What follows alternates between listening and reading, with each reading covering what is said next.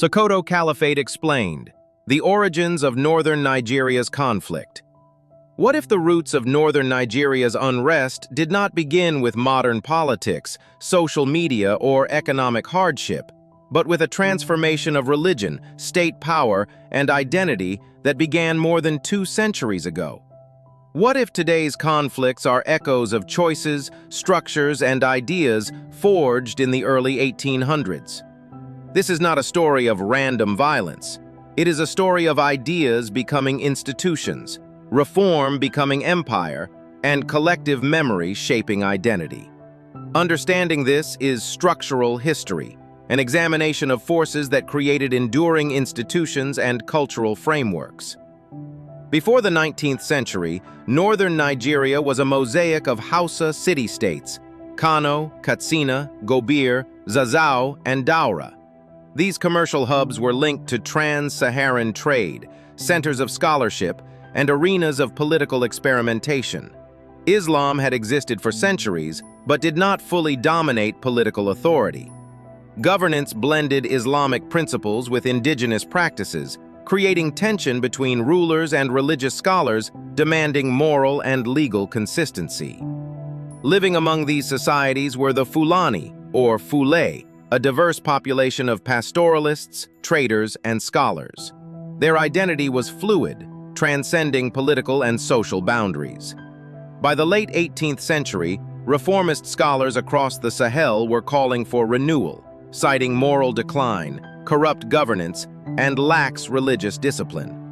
One of the most influential figures was Usman Dan Fodio, a Fulani scholar educated in Islamic law, theology, and ethics.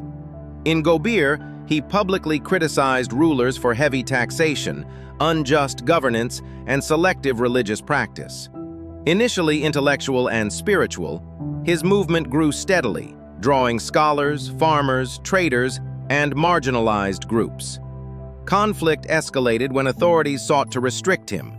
What began as theological debate between moral reform and political power.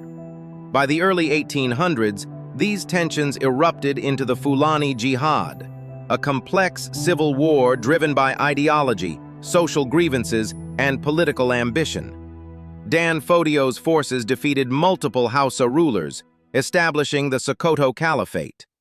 The Caliphate became one of the largest, most organized states in 19th century Africa, spanning modern northern Nigeria and parts of Niger, Cameroon, and Burkina Faso. Authority flowed from Sokoto through appointed emirs governing emirates like Kano, Katsina, Zaria, and Gwandu. Islamic law underpinned courts, taxation, land management, and political legitimacy. Education flourished through Quranic schools and scholarly networks, spreading literacy in Arabic and Ajami scripts. This was state-building anchored in moral authority, not mere religious dominance. For nearly a century, the Caliphate stabilized the region through centralized oversight and decentralized administration. In the early 20th century, British forces defeated Sokoto militarily, but retained much of its institutional structure through indirect rule. Traditional rulers remained intermediaries, Islamic courts continued, and taxation systems were adapted. When Nigeria gained independence in 1960, northern leaders largely emerged from this inherited system, preserving traditional authority, religious influence, and political culture. Today, northern Nigeria faces overlapping pressures: population growth, desertification, shrinking grazing routes, unemployment, weak services, and political fragmentation.